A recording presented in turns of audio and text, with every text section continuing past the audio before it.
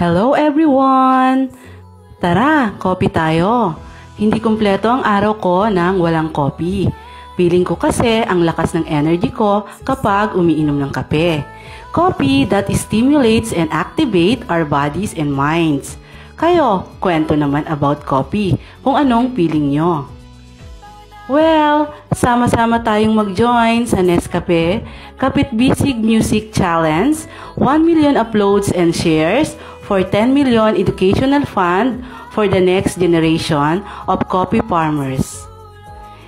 Kaya, everyone, join po tayo! Babangon tayo, susulong tayo.